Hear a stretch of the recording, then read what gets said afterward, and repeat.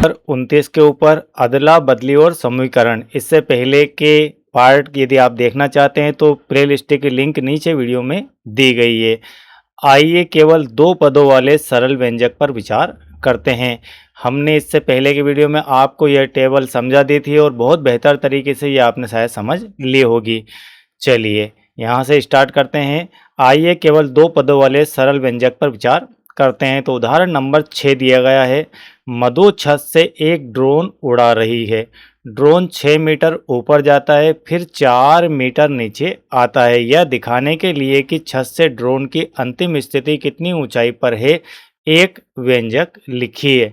Drone छत से 6-4 यानी कि 2 मीटर ऊपर है।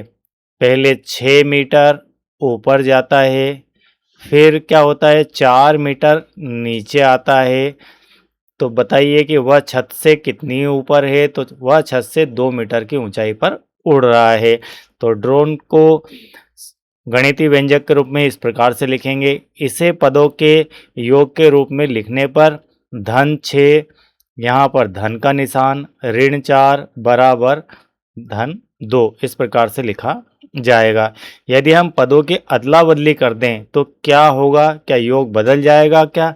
तो हमने 4 को, ये 4 वाला जो ऋण 4 का पद था इसको आगे लिख दिया, 6 वाले पद को इधर लिख दिया। क्या इससे इसका आंसर बदल गया क्या? इसका आंसर नहीं बदलेगा। पहले भी 2 था आंसर, अब भी 2 ही रहेगा। यानी कि पदों के अदला बदली करने से स्थिति नहीं बदलती है। इस स्थिति में ऐसा नहीं है। हमें ज्ञात है कि जब दोनों पद धनात्मक संख्याएं हो तो पदों के अदला बदली से योग नहीं बदलता। अब यहाँ पर हमने इनको धनात्मक बना दिया है। ठीक है, धनात्मक थे तो नहीं, लेकिन हमने इसे धनात्मक बना दिया है पदों के रूप में लिखकर। नेक्स्ट है, क्या तब भी ऐसा होगा जब पदों में ऋणात्मक संख्याएं भी हो? अन्य कुछ व्यंजक लीजिए और जांच कीजिए। अब ऋणात्मक संख्याओं को लेकर जांच करते हैं। क्या आप कक्षा 6 की गणित के पाठ्य पुस्तक में हमने जो पूर्णांकों का टोकन मॉडल देखा था उसका उपयोग करके व्याख्या कर सकते हैं ऐसा क्यों हो रहा है?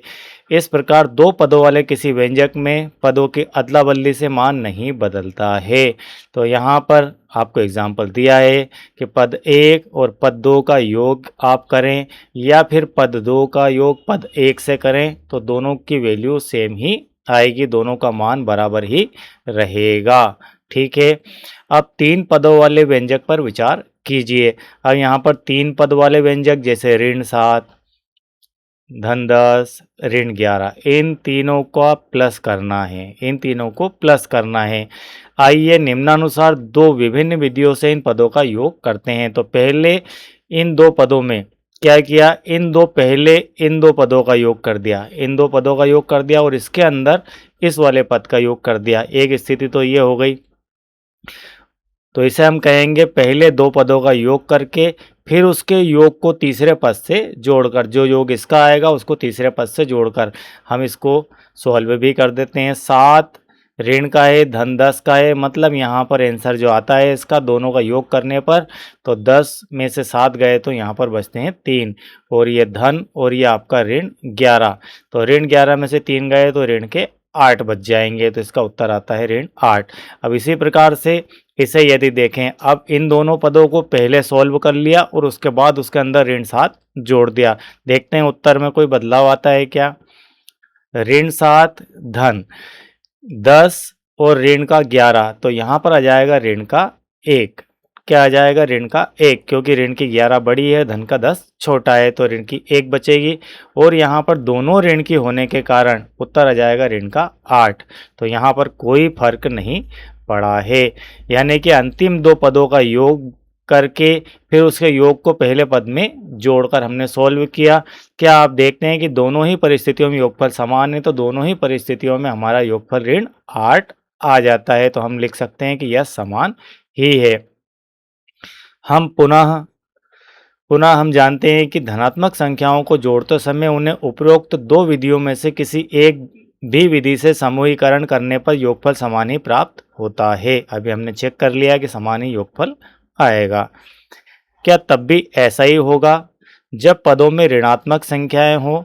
कुछ और व्यंजक लीजिए और जांच कीजिए।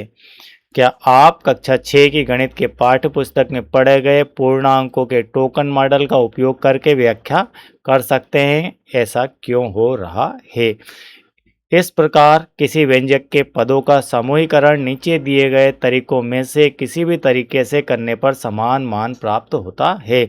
आप पद 1 में पद 2 को जोड़ दें, उसमें फिर पद 3 को जोड़ दें, या फिर आप 2 पद और 3 पद को जोड़ दें, उनका जो टोटल आए उसके अंदर पद 1 को जोड़ दें, तो दोनों ही बार आपको समान वैल्यू ही मिलेगी। तो व्यंजक ऋण 7 धन 10 ऋण 11 पर पुनः विचार करें। क्या होगा जब हम इस क्रम को अदल बदल देते हैं? पहले ऋण 7 ऋण 11 को जोड़ते हैं, फिर इस योगफल को 10 से जोड़ते हैं। क्या हमें पहले के समान ही योगफल प्राप्त होता है? तो दोनों बार आपको ऋण 8 ही योगफल प्राप्त होगा। ठीक है, जस्ट अभी हमने यहाँ पर इसे सॉल्व कर लिया था। चलिए इसके आगे देखते हैं। हम देखते हैं कि व्यंजक ऋण 7 धन 10 धन ऋण 11 के पदों को किसी भी क्रम में जोड़ने पर समान योगफल ऋण 8 ही प्राप्त होता है। क्या किसी व्यंजक के पदों को किसी भी क्रम में जोड़ने पर समान मान प्राप्त होता है? कुछ और व्यंजक लीजिए और जांचिए। 3 पदों से अधिक पदों वाले व्यंजकों पर भी विचार कीजिए। इस प्रकार पदों के किसी भी क्रम में जोड़ने से समान मान प्राप्त होता है। ये लाइन को ब्लैक कलर से अंडरलाइन किया गया है, आप इसको अपने दिमाग में अंडरलाइन कर लीजिए कि किसी भी क्रम में पदों को जोड़ें तो हमेशा ही मान समान प्राप्त होता है। अर्थात केवल जोड़ने वाले किसी व्यंजक में इस बात से अंतर नहीं आता है कि पदों को किस क्रम में जोड़ा गया है, उन सभी को समान मान प्राप्त होता है। तो उन सभी में समान मान आपको प्राप्त होगा। आइए उन व्यंजकों पर विचार करते हैं जिनमें गुणा भाग भी हो और जिनमें कोष्ठकों द्वारा संक्रियाओं का क्रम निर्दिष्ट ना हो। पहले पद का मान ज्ञात करके ऐसे व्यंजकों का मान ज्ञात किया जाता है। एक बार सभी पदों का मान ज्ञात करके उन्हें जोड़ दिया जाता है। जैसे यहाँ पर एग्जाम्पल दिया गया है। क्या है? व्यंजक 30 धन 5 गुणित 4। क्या दिया है? 30 धन 5 गुणित 4। ये पहले हम देख चुके हैं, फिर से अगेन उसी को उदाहरण में लिया गया है। का मान इस प्रकार प्राप्त किया जाता है। तो पहले क्या करना है? इन दोनों का गुणा करना है 5 का 4 से, तो आ गया आपका 20, और फिर उसमें 30 को जोड़ देना है, ये 30। तो पहले इसे सॉल्व करेंगे, फिर इसको इसमें जोड़ देंगे तो आ जाएगा आपका 50। व्यंजक 5 गुणित 3 धन 2 धन 7 गुणित 8 धन 3 का मान इस प्रकार प्राप्त किया जाता है। तो यहाँ पर ये जो आपका व्यंजक दिया है इसको ध्यान से समझिए। 5 3 धन 2 बिल्कुल क्लियर है कि 3 धन 2 करके गुणा करके और 5 का गुणा करना है। लेकिन यहाँ पर आपको थोड़ा सा कन्फ्यूज़न हो सकता है कि पहले आप गुणा करेंगे कि योग करेंगे। तो बोर्ड मास का जो नियम है, बोर्ड मास का जो नियम है, यह नियम कहता है कि पहले आपको डिवाइड करना है, फिर मल्टीपल यानी गुणा, फिर जोड़ और फिर घटाओ। तो पहले आपको मल्टीपल, उससे पहले डिवाइड, फिर प्लस और फिर माइनस। तो यहाँ पर क्या है? यहाँ पर आपका है गुणा। ठीक है, इधर से हम चलेंगे तो पहले गुणा का निशान आता है तो गुणा को सॉल्व करेंगे।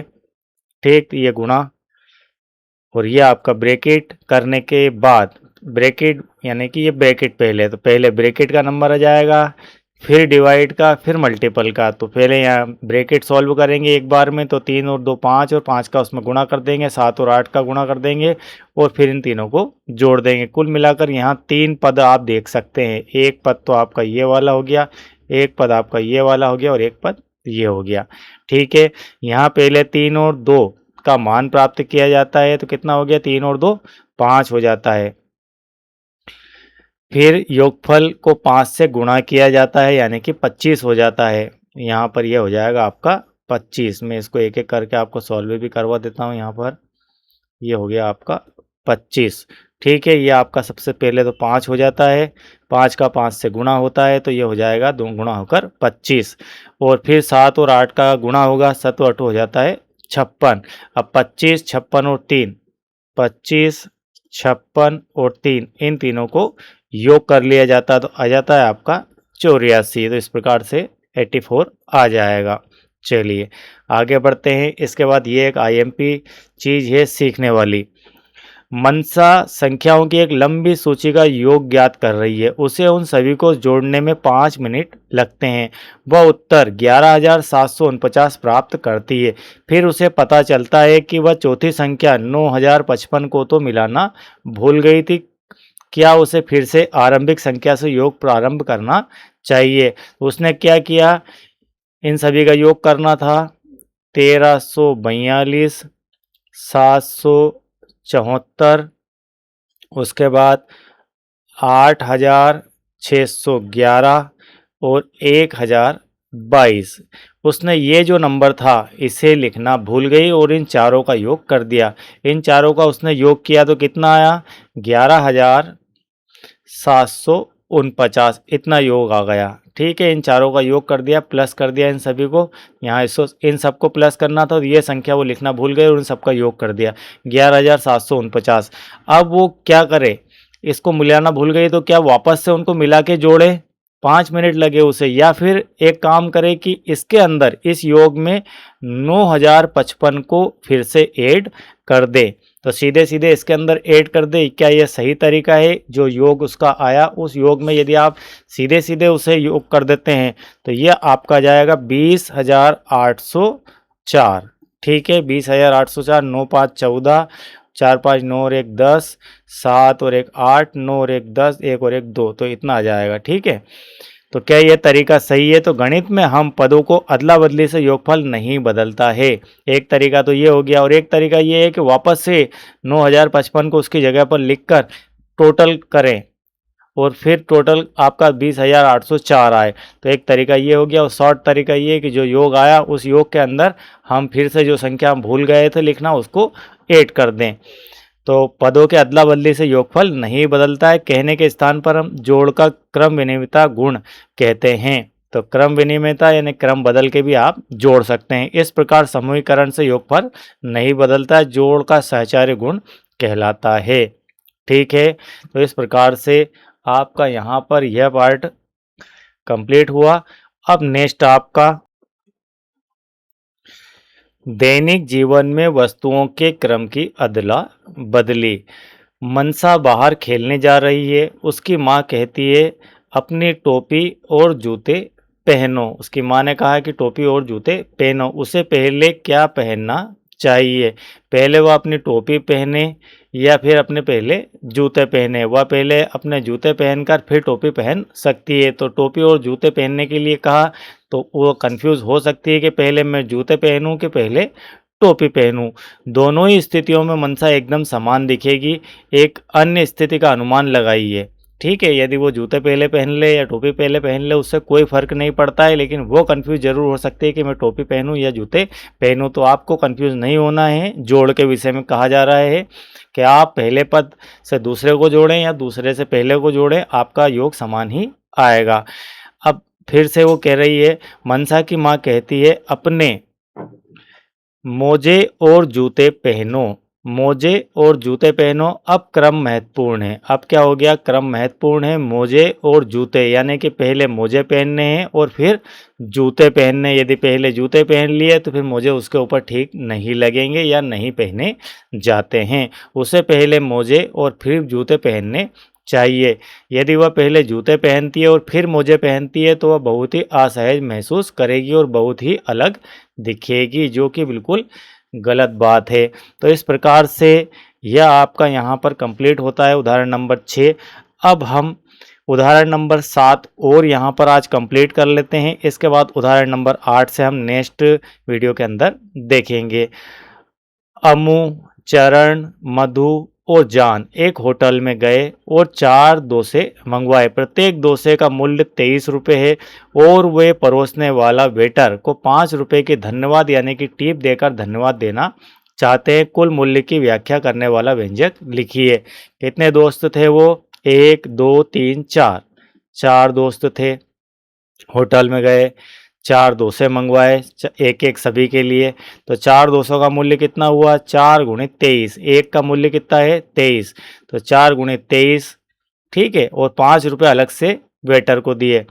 तो कुल मिलाकर खर्च ये हुआ 4 × 23 धन 5 लिखा जा सकता है। इसका मान ज्ञात करने के लिए या प्राप्त करने के लिए 4 × 23 धन 5, तो हम इसे पहले सॉल्व करेंगे 4 को 23 से। अब आप इसमें ऐसा भी कर सकते हैं कि 4 × 23 धन 5, ठीक है।